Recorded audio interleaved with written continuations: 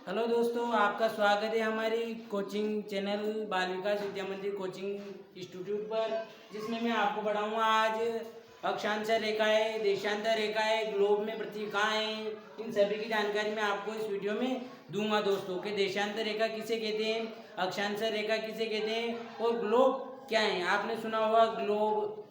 और दोस्तों, मैं आपसे ये कहना चाहता हूँ कि आप जो भी ये फ़ोन पे ये वीडियो देख रहे हैं, तो आप नहीं पढ़ रहे तो आपको बच्चों को इस वीडियो से ज़रूर पढ़ाएं, उससे उनको पढ़ाएं। और आप भी पढ़ रहे हो तो आप भी पढ़ें और उनको भी पढ़ाएं दोस्तों। अब मैं हमारी कोचिंग हमारा पॉइंट ये स्टार्ट करता हूँ। आज की हमारी क्लास अक्षांशर व देशांतर रेखाएं। तो दोस्तों, पहले मैंने बताया कि ग्लोब किसे कहते हैं। तो ग्लोब वह चीज़ होती है जिस पर हम बड़े मानचित्र, जैसे मैं कहूँ कि पूरी पृथ्वी कितनी बड़ी है दोस्तों, तो उस पूरी बड़ी पृथ्वी को हम एक छोटे से रूप में परिवर्तन कर कर उसका वास्तविक रूप एक नक्शे में परिवर्तन कर देते हैं। जैसे आपने देखा होगा ग्लोब ऐसा बना हुआ होता है दोस्तों, जैसे आपने कहीं भी देखा होगा कि ऐसे बना हुआ होता है, वो ऐसे ये सब गोल चक्र होता है, उसमें एक घंटी निकाली हुई होती है और जिसे हम घुमाते हैं तो वो पूर्व से पश्चिम दिशा में भी घूमता है। आपने देखा होगा स्कूल में कहीं पर। तो दोस्तों, वो उसे कहते हैं ग्लोब। ग्लोब में सभी देश, सभी महासागर और सभी महाद्वीपों का वास्तविक रूप, वो किस स्थान में, किस दिशा में, उन सभी की जानकारी उस ग्लोब में हमको प्राप्त होती है। तो दोस्तों, मैं पढ़ाऊंगा आपको देशांतर रेखा और अक्षांश रेखा है। तो ग्लोब उसे कहते हैं दोस्तों। ग्लोब एक बार फिर बता दूं मैं कि ग्लोब उसे कहा जाता है जिसको हम वास्तविक रूप, एक बड़ी वस्तु का, जैसे पूरी पृथ्वी है उसका वास्तविक कैसी बनी हुई है उसको हम छोटी रूप में परिवर्तन करके उसे किसी बुक में या कहीं पे भी उसे बना दिया जाता है, उसे ग्लोब कहा जाता है। तो पृथ्वी का, जिसे पृथ्वी की आकृति जिस पे हमने एक गोल बोल के समान है जिस पे हमने बनाई हुई है, ये पृथ्वी अपने अक्ष पर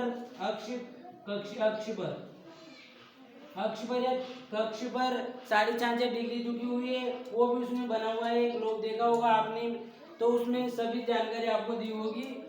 तो ग्लोब में इंपॉर्टेंट दो चीजें होती है दोस्तों, एक तो अक्षांश रेखा है और देशांतर रेखा है दोस्तों।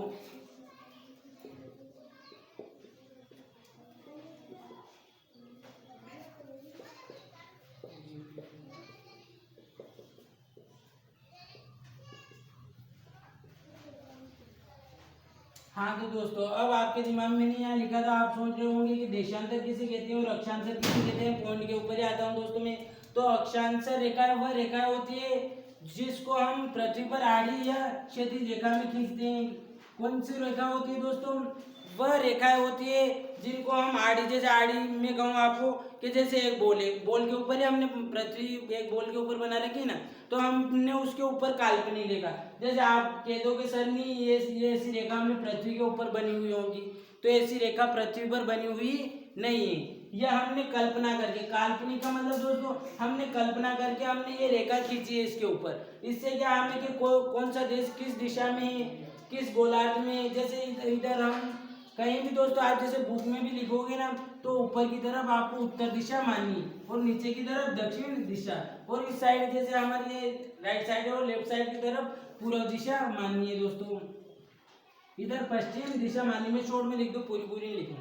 ये इधर भी ऐसे, इसका भी उत्तर, इधर दक्षिण, इसका इधर पूरब और इसका पश्चिम। यहाँ तक आपकी समझ में आ गया हो। तो हमने क्या किया दोस्तों कि अक्षांश रेखा है, अक्षांश रेखा वह रेखा होती है जिनको हम पृथ्वी पर एक काल्पनिक रेखा है, जैसे आप कह दो कि नहीं खींच रखी होगी, तो ऐसी रेखा हम कहीं भी देखने जाएंगे तो हमें ऐसी रेखा कहीं पे नहीं मिलेगी। ये तो हमने कल्पना करके, हमारी बुद्धि से, मानव ने अपनी बुद्धि से इन पर आड़ी रेखाएं खींची। कैसे खींची दोस्तों, आड़ी रेखा है, क्षैतिज रेखाएं,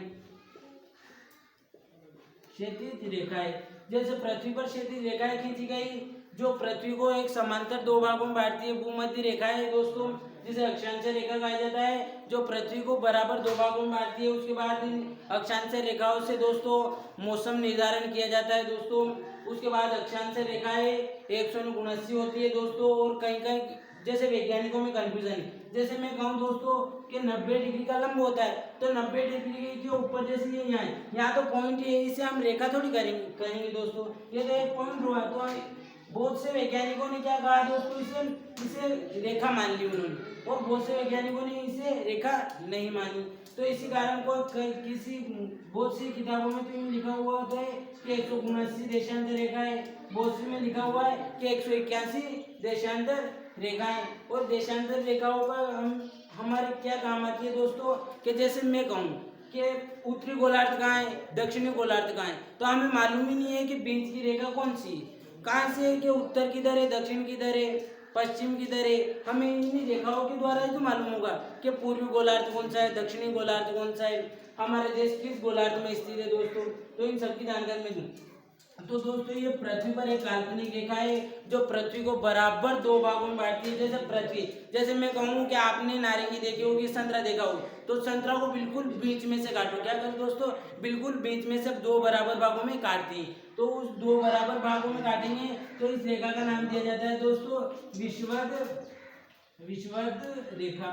एक और इसका नाम भूमध्य रेखा कहा जाता है, भूमध्य रेखा। इसे इसका एक और नाम है दोस्तों प्रधान मध्य रेखा। तीन नाम है दोस्तों इसके, प्रधान मध्य रेखा, यह भूमध्य रेखा कहा जाता है, इसे प्रधान मध्य रेखा कहा जाता है, विषुवत रेखा कहा जाता है। दोस्तों आपसे कोई पूछे कि विषुवत रेखा किसे कहते हैं, तो विषुवत रेखा उसे कहा जाता है दोस्तों जो पृथ्वी को दो बराबर भागों में काटती है, उसे विषुवत रेखा कहा जाता है। अब जितनी भी बाकी रेखाएं हुई ना, अब कर्क रेखा आएगी, इसके बाद मकर रेखा आएगी, आर्कटिक रेखा आएगी, अटलांटिक रेखा आएगी, उत्तरी ध्रुव आएगा, उसके बाद दक्षिणी ध्रुव आएगा। तो ये क्या उसके समांतर खींचे जाएंगे। जैसे कि ये हमने पहली रेखा खींची तो उसके समांतर, जैसे मैं कहूँ कि उसके समान, जैसे कि ये पहली एक रेखा हमने यहाँ पे खींची, यूं खींची, उसके बाद उसके समांतर, उसके बाद हमने ये खींची। दोस्तों ये तो हमने यहाँ पे बताया, पर पृथ्वी तो गोल है, तो हम उसके रेखा खींचेंगे तो यहाँ से खींचेंगे ना, तो पूरी गोल होके पूरी यहाँ पे आएगी। ये पूरी जैसे इधर गई और इसके अंदर गोल है ना पूरा, तो उसके अंदर जाके यूँ करके यूँ आई, तो इसे विषुवत रेखा कहा जाता है, भूमध्य रेखा कहा जाता है और प्रधान मध्य रेखा कहा जाता है। दोस्तों ये 0 डिग्री से स्टार्ट होती है दोस्तों, ये 0 डिग्री से स्टार्ट होती है। इसके ऊपर कर्क रेखा है, कौन सी रेखा है दोस्तों, कर्क रेखा, कर्क रेखा। इसके नीचे जैसे मैं यहाँ लिखूँ दोस्तों मकर रेखा। उसके बाद एक और रेखा आती है दोस्तों, ये 23.5 डिग्री अक्षांश पर स्थित है। कितने अक्षांश पर स्थित है दोस्तों, 23.5, ये भी 23.5 डिग्री अक्षांश पर स्थित है। दोस्तों ये हम सभी रेखाओं को ऐसे लिख सकते हैं, एक से 1 2 3, जैसे मैं कहूँ कि यहाँ से 1 2 3 4 5 तो 23 तक जाएंगे तब ये उनका आंकड़ा, पर हम इसलिए यहाँ इसलिए नहीं दर्शाते कि हमने ये जैसे सूर्य का वो कर्क रेखा और मकर रेखा, इन रेखा पर सूर्य की किरणें डायरेक्टली आती है, तो कैसा मौसम होगा, उस मौसम की जानकारी मैं आपको अगले पार्ट में पढ़ाऊंगा कि कैसे सूर्य की किरणें कहाँ पे पड़ेगी तो वर्षा होगी, कहाँ पे पड़ेगी तो नहीं होगी, कहाँ पे पड़ेगी तो ज़्यादा गर्मी होगी और कहाँ पे पड़ेगी तो गर्मी कम होगी। दोस्तों ये यहाँ से 23.5 डिग्री उत्तरी गोलार्ध में कर्क रेखा है और दक्षिणी गोलार्ध में दोस्तों मकर रेखा है। उसके बाद इसके ऊपर कर्क रेखा के ऊपर आर्कटिक रेखा है दोस्तों, आर्कटिक रेखा, और इससे नीचे वाली ये 66.5 डिग्री पे है दोस्तों। उसके बाद ये भी 66.5 डिग्री पे है दोस्तों। इसे अंटार्कटिक रेखा कहा जाता है। क्या कहा जाता है दोस्तों, अंटार्कटिक रेखा कहा जाता है दोस्तों। उसके बाद इधर आ गया, ऐसे यूं घूम के लास्ट वाला पॉइंट हो गया ना, ये जैसे हम इधर से, जैसे मैं कहूँ कि पृथ्वी है, पृथ्वी से हम बढ़ते जाएंगे तो बीच वाली रेखा है ना, तो पूरी इधर से गोल होके गोल आएगी, और अब हम कहीं तो उत्तरी गोलार्ध में चले जाएं और दक्षिणी गोलार्ध में नीचे नीचे चले जाएं, तो दोस्तों वहाँ तो पृथ्वी गोल है, तो पृथ्वी गोल है तो वहाँ तो बिल्कुल छोटी हो जाएगी ना दोस्तों। तो हम यूँ कह सकते हैं कि अक्षांश रेखा है और देशांतर रेखा है, दोनों को हम ध्रुवों की ओर जाने पर घटता हुआ पाएंगे और उनसे वापस आते हुए बढ़ता हुआ पाएंगे। जैसे मैं कहूँ कि भूमध्य रेखा, प्रधान मध्य रेखा बहुत बड़ी है दोस्तों, क्योंकि ये क्या है कि पूरा एरिया कवर करेगी, पूरी पृथ्वी का पूरा एरिया कवर करेगी। जबकि उत्तरी गोलार्ध में यहाँ पे एक बिंदु है, तो उसमें ये 90 डिग्री पे आ जाएगा दोस्तों, यहाँ लास्ट 90 डिग्री है, ये इधर ध्रुव ही आ जाएगा, उत्तरी ध्रुव आ जाएगा दोस्तों, उत्तरी ध्रुव आ जाएगा। इधर दक्षिणी ध्रुव आ गया, इधर ये भी 90 डिग्री पे, ये 90 डिग्री पे। ये आपको, ये मैं आशा करता हूँ यहाँ तक समझ में आ गया होगा दोस्तों। अब इसमें एक मौसम का सिस्टम है, जैसे सूर्य सूर्य को तो आप सभी समझते हो कि पृथ्वी बाकी सभी ग्रह सूर्य से क्या लेते हैं दोस्तों, क्या लेते हैं सूर्य से, परिक्रमा, प्रकाश लेते हैं। सूर्य, हाँ, सूर्य का परिक्रमा भी करते हैं और सूर्य का प्रकाश भी लेते हैं। दोस्तों मैं यहाँ पे पढ़ा रहा हूँ, यहाँ पे बच्चे भी हैं, वो भी पढ़ रहे हैं और उनको भी पढ़ा रहा हूँ मैं, और आपको भी पढ़ा रहा हूँ कि हम पढ़ा तो रहे हैं तो फ़ोन में वीडियो ही कर लें और यूट्यूब पे अपलोड भी कर दें, एक काम में दो काम भी हो जाएंगे। और जो समझ में नहीं आए वो इनसे डायरेक्टली कंसल्ट करूँगा, मैं डायरेक्टली पूछूंगा कि ये क्या है वो क्या है, और आपको भी कोई कन्फ्यूजन हो कि सर ये क्या बताया आपने, वो क्या बताया, तो आप है ना कमेंट में लिख देना, नहीं तो मेरे फ़ोन पे कॉल कर देना, मैं लिंक में डाल दूंगा, मेरे फ़ोन नंबर कॉल कर लेना। तो सभी सूर्य से प्रकाश लेती है, तो सूर्य से डायरेक्टली जैसे पृथ्वी क्या दोस्तों 66.5 डिग्री झुकी हुई है, तो जैसे 66.5 डिग्री झुकी हुई है, तो आपने कभी प्रकाश देखा होगा दोस्तों, आपने वो चंदा देखा होगा, तो चंदा को एक रेखा पे ऐसे रखना दोस्तों, और चंदा ऐसे बना हुआ होता है, तो उसे ऐसे घुमाना कि ये रेखा है, उसमें 66.5 डिग्री का कोण बने, जैसे ये यहाँ पे इधर साइड में ऐसे बनेगा वो काट लेना, तो आपके समझ में आएगा कि 66.5 डिग्री क्या होती है। उसके बाद दोस्तों मैं बता रहा हूँ कि सूर्य की किरणें डायरेक्ट कर्क रेखा पर आएगी, तो कौन सा मौसम होगा, उष्ण कटिबंध। कौन सा मौसम होगा दोस्तों, उष्ण कटिबंध। ये कर्क रेखा और मकर रेखा के दोनों के बीच में सूर्य की किरणें आएगी दोस्तों, इन कर्क रेखा और मकर रेखा के और भूमध्य के रेखा के ऊपर डायरेक्टली आगे बढ़ेगी, तो यहाँ पर मौसम होगा उष्ण कटिबंध। उष्ण कटिबंध का मतलब दोस्तों आपके जैसे ये सब समझ में नहीं आए तो मैं बताऊं कि उस क्षेत्र में जैसे कर्क रेखा और मकर रेखा ये हमारे भारत से भी होके गुजरती है, छह राज्यों से कर्क रेखा हमारे राजस्थान से भी होके गुजरती है। आपने कभी सुना हो, किसी ने बताया हो, तो कर्क रेखा हमारे राजस्थान से भी होकर गुजरती है, इधर नीचे से नीचे लास्ट के 2 जिले बांसवाड़ा और डूंगरपुर से होके गुजरती है दोस्तों। तो ये सूर्य किरणें डायरेक्ट 66.5 डिग्री पर चुकी है, तो सूर्य किरणें कर्क रेखा और मकर रेखा के बीच में भूमध्य रेखा के ऊपर डायरेक्टली पड़ेगी, तो मौसम होगा दोस्तों उष्ण कटिबंध। उष्ण कटिबंध का मतलब दोस्तों कि यहाँ अत्यधिक गर्मी होगी। क्या होगी दोस्तों, यहाँ पर अत्यधिक गर्मी या अत्यधिक यहाँ पर मौसम का तापमान अत्यधिक हाई रहेगा। हाई का मतलब अत्यधिक गर्मी पड़ेगी, जैसे हमारे राजस्थान से होके गुजरती है ये कर्क रेखा, और कर्क रेखा और मकर रेखा के बीच में तो राजस्थान के इधर क्षेत्र देखो कितनी गर्मी होती है, उधर राजस्थान पूरे गर्मी।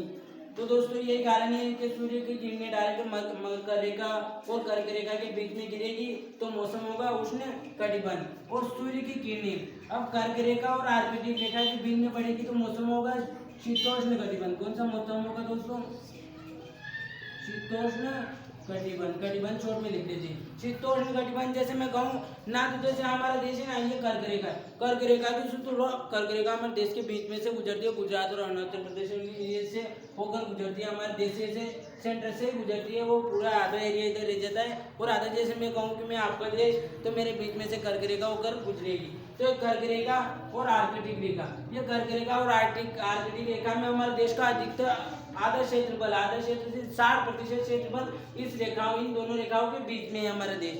हमने ये रेखाएं, आप कह दो कि ये बनी हुई रेखाएं ऐसी पृथ्वी पर दिखाई देती होगी, तो ऐसी रेखाएं नहीं दिखाई देती है दोस्तों। ये तो हमने इस पृथ्वी को समझने के लिए कौन सा देश किस दिशा में, कौन सा द्वीप किस गोलार्ध में, कौन सा महासागर किस दिशा में, किस गोलार्ध में, किस दिशा में, इसीलिए हमने इस पृथ्वी पर काल्पनिक रेखा खींची और उसकी समझ के अनुसार हमने मौसम को भी कुछ भागों में डिवाइड किया है, उनको बांटा है। अब कर्क रेखा सूर्य की किरणें जैसे यहाँ पे पड़ेगी, सूर्य की किरणें डायरेक्ट कर्क रेखा और मकर रेखा भूमध्य पर गिरेगी दोस्तों, तो यहाँ पर अत्यधिक तापमान रहेगा, अत्यधिक गर्मी पड़ेगी, तो यहाँ पर मौसम कैसा होगा दोस्तों, उष्ण कटिबंध। अब सूर्य की किरणें तिरछी हो जाएगी, क्या हो जाएगी दोस्तों, सूर्य की किरणें जैसे तिरछी हो जाएगी, तो यहाँ पे पड़ेगी कर्क रेखा और आर्कटिक रेखा के बीच में गिरेगी, तो यहाँ मौसम होगा दोस्तों शीतोष्ण कटिबंध। ऐसा सिस्टम जैसे सूर्य इधर था, इधर पृथ्वी इधर है, तो पृथ्वी ऐसे पृथ्वी परिक्रमा लगाती है ना दोस्तों, तो पृथ्वी आप कह दो कि फिक्स परिक्रमा लगाती है, तो सूर्य की पृथ्वी ऐसे परिक्रमा नहीं लगाती जैसे कि ये बिल्कुल गोल वृत्त में नहीं लगाती है दोस्तों। सूर्य दीर्घ वृत्ताकार परिक्रमा लगाती है, ऐसे जाके यूं आएगी दोस्तों। पृथ्वी ऐसे परिक्रमा लगाती है, इसकी यूं आप कह दो कि नहीं सर फिक्स लगाती है, तो फिक्स पृथ्वी ऐसे परिक्रमा नहीं लगाती है। इसलिए तो हम जहाँ भी पढ़ते हैं इसके बारे में, तो वहाँ पे लिखा हुआ होता है कि पृथ्वी दीर्घ वृत्ताकार में अपना परिक्रमा करती है दोस्तों।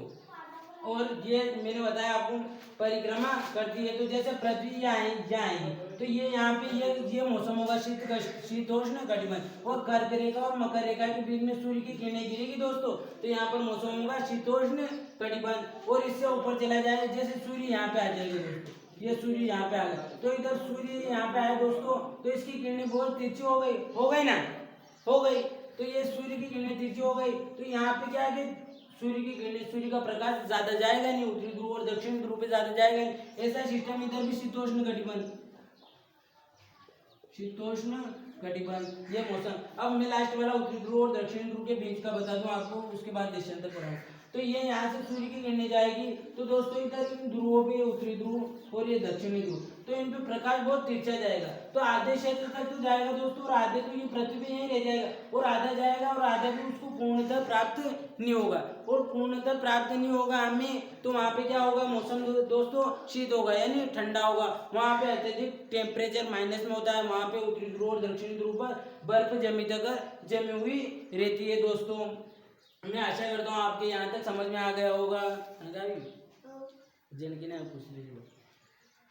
उसके बाद दोस्तों ये ऐसे होगा, जब यहाँ पे मौसम में बता दो आपको, शीत कटिबंध होगा। कौन सा मौसम होगा दोस्तों, शीत कटिबंध मौसम होगा। इधर ऐसा, इधर 90 डिग्री और 66.5 डिग्री अंटार्कटिक और कर्क रेखा के बीच में ये शीत कटिबंध मौसम होगा दोस्तों।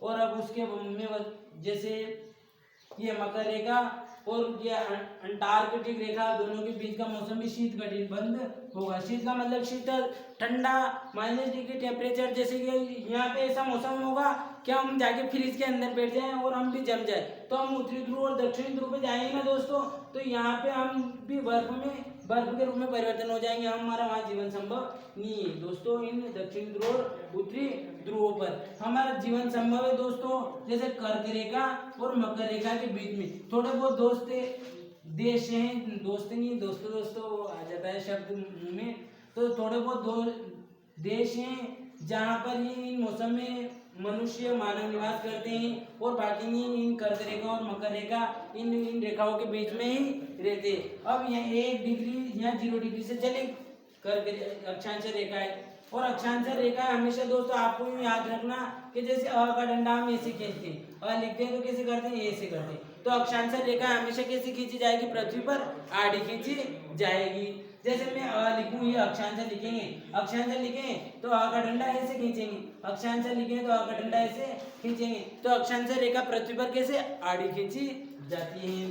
उसके बाद दक्षांश रेखा है, देशांतर रेखा है दोस्तों, तो द का डंडा नीचे की तरफ जाएगा, तो ये दक्षांतर रेखा है यूं पृथ्वी पर क्षैतिज दिशा में नहीं, ऊर्ध्वाधर दिशा में खींची जाती है। ऊर्ध्वाधर का मतलब दोस्तों यूं खड़ी खींची जाएगी, मैं आपको इसके बारे में बताऊंगा अभी। तो अक्षांश आपके समझ में आ गया होगा दोस्तों कि अक्षांश रेखा पृथ्वी पर काल्पनिक रेखा है जो पृथ्वी पर आड़ी दिशा में खींची जाती है। पर अक्षांश रेखा है पृथ्वी पर 189 होती है, कहीं कहीं वैज्ञानिक 180 भी 181 भी मानते हैं इसे। और ये मुख्य रूप से 4 रेखाएं मानी जाती है इसकी। कर्क रेखा, पहले तो बीच में से ले लो हम, भूमध्य रेखा जिसका नाम भूमध्य रेखा, विषुवत रेखा, प्रधान मध्य रेखा, इन तीनों के नाम से ये जानी जाती है। उसके बाद हम कर्क रेखा जो इसके ऊपर है, जो 66.5 डिग्री पे है, उसके कर्क रेखा है। उसके बाद अंटार्कटिका रेखा है जो 66.5 डिग्री पे है। उसके बाद 90 डिग्री पे दोस्तों उत्तरी ध्रुव, और उससे नीचे आए तो मकर रेखा है। उसके बाद अंटार्कटिक रेखा है। उसके बाद दक्षिणी ध्रुव है, जो ऐसे डिवाइड किए गए हैं दोस्तों, डिवाइस किया गया है दोस्तों। अब मैं जैसे मैंने आपको बता दिया इसकी संपूर्ण जानकारी, अब मैं बताऊं आपको देशांतर रेखाएं। देशांतर रेखा में आ जाओ दोस्तों। तो अब देशांतर रेखाएं किसे कहते हैं दोस्तों, तो देशांतर रेखाएं जो पृथ्वी पर काल्पनिक रेखाएं होती है, रेखाएं तो ऐसे हम पृथ्वी पर ढूंढने जाओगे ना, आप कहीं ढूंढने चले मत जाना, और आप जाओगे ना तो हमें ऐसी रेखाएं कहीं पर प्राप्त नहीं होती, क्योंकि ये तो कल्पना करके काल्पनिक रेखा है। जैसे मैं कहूँ कि मैंने कल्पना की कि मैं आकाश में जाकर आपको पढ़ा रहा हूँ, तो ऐसा संभव है कि वहाँ जाके थोड़ी पढ़ा सकता हूँ, पढ़ा तो यही स्थल मंडल पे ही पढ़ा सकता हूँ। तो जैसे ये मैंने पृथ्वी का एक ग्रुप बनाया, इसे ग्लोब कहते हैं दोस्तों। इसे ग्लोब कहा जाता है। ग्लोब उसे कहते हैं दोस्तों जो पृथ्वी का एक छोटा रूप, पृथ्वी की पूरी चीजों को एक छोटी वस्तु में निर्देशित किया जाता है। मैं कहूँ कि इधर उत्तरी ध्रुव है, इधर दक्षिणी ध्रुव है, इधर एशिया महासागर है, इधर हिंद महासागर है, इधर प्रशांत महासागर है। तो ऐसे हमने इसे छोटे छोटे वस्तुओं में इनको डिवाइड कर रखा है। ऐसे हमने कहीं रेखा ऐसे अक्षांश रेखाएं खींच दी, इधर देशांतर रेखाएं खींच दी, कर्क रेखा खींच दी, मकर रेखा खींच दी, इंग्लैंड से ग्रीनविच रेखा, भूमध्य रेखा के फिक्स इसे हम दो बराबर भागों में बांटेंगे। अभी मैं बताऊँ आपको।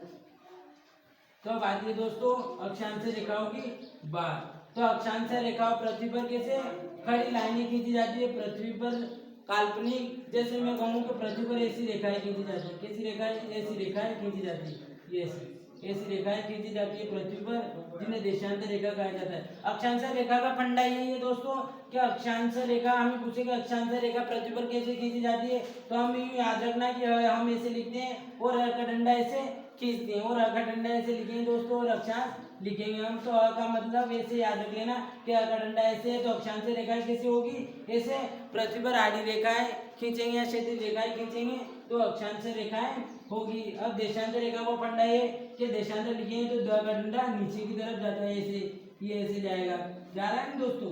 तो ये देशांतर रेखा है जो पृथ्वी पर ऊर्ध्वाधर या खड़ी खींची जाती है, जिनको देशांतर रेखा कहा जाता है। ये दोस्तों फिक्स 360 होती है, 180 डिग्री इधर और 180 डिग्री इधर। जैसे मैं एक बीच में एक ही रेखा बना लूँ, उसके बाद मैं पढ़ाऊंगा आपको। ये पृथ्वी, तो पृथ्वी पर एक काल्पनिक रेखा है, ऊर्ध्वाधर रेखा है, ये खड़ी है, खड़ी रेखा। खड़ी का मतलब स्तंभबद्ध ऊर्ध्वाधर रेखा है, जिसे हम देशांतर रेखा कहते हैं, देशांतर रेखा कहा जाता है। पृथ्वी पर काल्पनिक रेखा है जो खड़ी खींची जाती है, जिन्हें देशांतर रेखा कहा जाता है। अब इधर जाएंगे ना दोस्तों, तो इधर भी 180 रेखाएं, और इधर जाएंगे तो इधर भी 180 रेखाएं, जिनका अलग अलग नाम दिया नहीं गया है दोस्तों। इनको देशांतर रेखाएं कहा जाता है। इधर वो उत्तर आ गया दोस्तों, इधर फिर वो दक्षिण आ गया, इधर फिर पूर्व आ गया, और इधर पश्चिम आ गया। ये दोस्तों आपको समझाने के लिए मैं दिशा लिख रहा हूँ। आप बुक में कहीं भी पढ़ो तो आपको हमेशा ये मानना है कि ऊपर की तरफ उत्तर दिशा है, नीचे की तरफ दिशा दक्षिणी दिशा है, और इधर हमारे साइड की इधर पूर्व दिशा है, उधर पश्चिम दिशा है। तो इधर यहाँ से इधर चलेंगे तो हमको 180 देशांतर रेखाएं पार करनी होगी, और इधर चलेंगे तो हमको 180 देशांतर रेखाएं पार करनी होगी। तो पृथ्वी पर 380 रेखाएं खींची जाती है दोस्तों, 380 रेखाएं खींची जाती है दोस्तों, जिसे देशांतर रेखा कहा जाता है, जो खड़ी रेखा होती है। इन देशांतर रेखाओं से क्या क्या काम में लिए कहाँ काम आती है दोस्तों हमारे, कि इनसे हमें हमारे देश का स्थानीय समय, मानक समय का मतलब, जैसे कि हमारे देश का मानक समय क्या है, तो हमारे देश में एक रेखा है प्रमुख यामोत्तर हमारे देश की। जो हमारा देश दोस्तों आपको मालूम होगा कि उत्तरी पूर्वी गोलार्ध में स्थित है। उत्तरी पूर्वी गोलार्ध का मतलब कि हमारा देश इधर स्थित है, तो इधर पूर्वी दिशा में स्थित है, और इधर पश्चिम दिशा में और देश, जैसे उत्तरी अमेरिका मान लो, उधर दूसरा देश मान लो, तो हमारा देश यहाँ पे स्थित है, जैसे यहाँ 82.5 डिग्री पर स्थित है। तो जैसे कि सूर्य की किरणें जहाँ पे, जैसे कि यहाँ इंग्लैंड की ग्रीन रेखा से, इस रेखा की मुख्य रेखा इंग्लैंड की वेधशाला है, वहाँ इंग्लैंड की ग्रीनविच रेखा के नाम से जाना जाता है।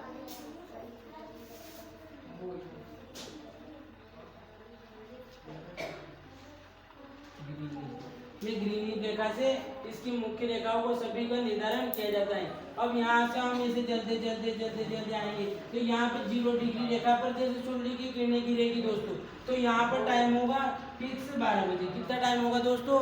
दोपहर के, जैसे हमारे दादाजी, हमारे दादी जी, तो वो क्या करती है दोस्तों कि हम उनसे टाइम पूछते हैं ना, तो हमारे घर की छाया देखकर, जैसे कि सूर्य उतर गया है तो छाया देखकर हमें टाइम बता देती कि नहीं इतनी बज गई होगी। तो हम फोन में देखें, घड़ी में देखें, तो उनका फिक्स तो नहीं आएगा, जैसे हम कहते हैं कि मिनट ही फिक्स आएगा नहीं, पर हम वो घंटा बताएगी ना, तो घंटा तो समथिंग आएगा।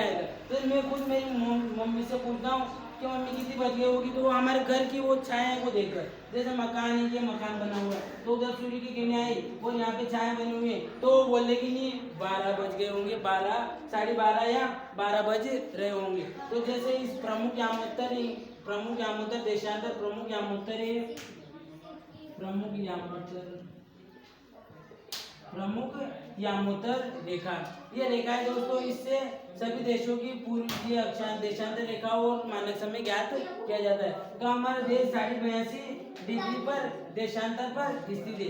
जैसे मैं कहूँ आपको दोस्तों कि यहाँ पे कोई व्यक्ति एक 360 डिग्री है, 180 और 180 360 डिग्री। तो दोस्तों हम 1 डिग्री इधर चलेंगे, किधर चलेंगे दोस्तों, 1 डिग्री उधर जाएंगे। तो हमें टाइम लग गया दोस्तों 4 मिनट। कितना टाइम लग गया दोस्तों, 4 मिनट। कितना टाइम लग गया दोस्तों, 4 मिनट। 1 डिग्री में हमें 4 मिनट का टाइम लगता है। कितना टाइम लग गया दोस्तों, 4 मिनट। तो आप ऐसे करो दोस्तों कि इसका 4 से मल्टीप्लाई कर देना। मल्टीप्लाई का मतलब गुणा कर देना, 4 से इसका गुणा कर देना। और फिर यहाँ पे जिस टाइम पे यहाँ पे 12, जैसे मैं कहूँ आपको कि जिस टाइम पे मैंने मल्टीप्लाई करो इनको तो 5.5 घंटे आएंगे। कितना आएंगे दोस्तों, 5.5 घंटे।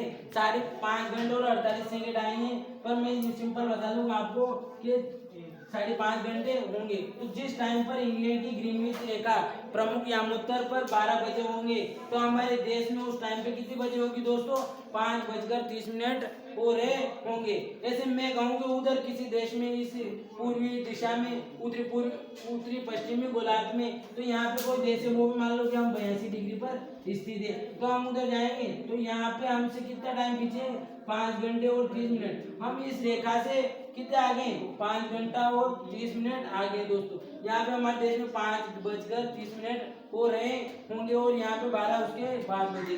तो जो देश इधर है पूर्व दिशा में, तो उनमें सूर्य उदय पहले होगा, दिन पहले होगा, तो उनका टाइम भी पहले जल्दी आगे चलेगा। अब इसके बाद इधर जाएंगे हम पश्चिम में, तो उसका टाइम पीछे की तरफ जाएगा, इधर माइनस में होगा, इधर माइनस में जाएगा। जैसे हमने इधर 12 घंटे जोड़े ना, तो इधर हम 12 को हमें 5.5 घंटे कम करना होगा। तो हम 5 घंटे कम करेंगे इसमें दोस्तों, तो 12 में से 5 घंटे कम करें हम तो 7 घंटे, 7.5 घंटे पीछे जाएगा। तो 7.5 घंटे, तो यहाँ पे बचेंगे 7:30 होंगे दोस्तों। और हमारे देश में इसकी अपेक्षा 42.5 डिग्री हमारे देश में ऐसी रेखा है प्रमुख यामोत्तर है जो खींची गई है 42.5 डिग्री पर। और इन रेखाओं का यही काम है, ये ग्रीनविच रेखा इंग्लैंड की, ये आपको ये याद रखना है कि 0 डिग्री इंग्लैंड के ग्रीनविच रेखा से प्रमुख यामोत्तर देशांतर यामोत्तर मानी जाती है। जो भारत का प्रमुख यामोत्तर कौन सा है दोस्तों, आपको ये याद रखना जरूरी है कि 82 डिग्री 30 मिनट हमारे भारत के प्रमुख देशांतर यामोत्तर है। मानक समय क्या है दोस्तों, मानक, हमारे भारत का मानक समय, आपसे कोई पूछे क्या हमारे भारत का, हमारे देश का मानक समय क्या कौन सी देशांतर रेखा करती है, तो 42.5 डिग्री 30 मिनट देशांतर रेखा हमारे भारत का प्रमुख यामोत्तर देशा है। दोस्तों आशा करता हूँ कि आपको यहाँ तक मैंने जो भी पढ़ाया वो समझ में आया होगा। और आपके समझ में नहीं आए दोस्तों तो आप कमेंट में लिख देना। और वीडियो अच्छा लगे, और हमारी मेहनत है, हम पढ़ा रहे हैं, आपको वीडियो अच्छा लगे तो आपके दोस्तों में शेयर करना। और आप जो भी आप नहीं पढ़ रहे तो आप नहीं, जैसे आपके फ़ोन में वीडियो है और आप खुद नहीं पढ़ रहे तो आपके बच्चे पढ़ रहे होंगे, आपके बच्चे नहीं पढ़ रहे तो आपका भाई पढ़ रहा होगा, तो उन्हें आप ज़रूर इस वीडियो से पढ़ाएं और आपके दोस्तों में से शेयर करें। वीडियो अच्छा लगे तो लाइक करना और हमारे चैनल को सब्सक्राइब करना। सब्सक्राइब से ये होता है दोस्तों कि जैसे हम वीडियो यूट्यूब पे डालेंगे तो आपके मेन स्क्रीन पर नोटिफिकेशन आएगा। नोटिफिकेशन आप उसी टाइम पे, जैसे आपके फ़ोन मेन स्क्रीन पे उधर से नोटिफिकेशन आएगा तो आप उधर उस टाइम पे डायरेक्टली उस वीडियो को डायरेक्टली क्लिक करके वॉच कर सकते हैं या बाद में भी कर सकते हैं दोस्तों। और यहाँ तक आपकी समझ में आ गया होगा दोस्तों, आशा करता हूँ, ताकि भी समझ में आ भी गया कि नहीं आया। वाह।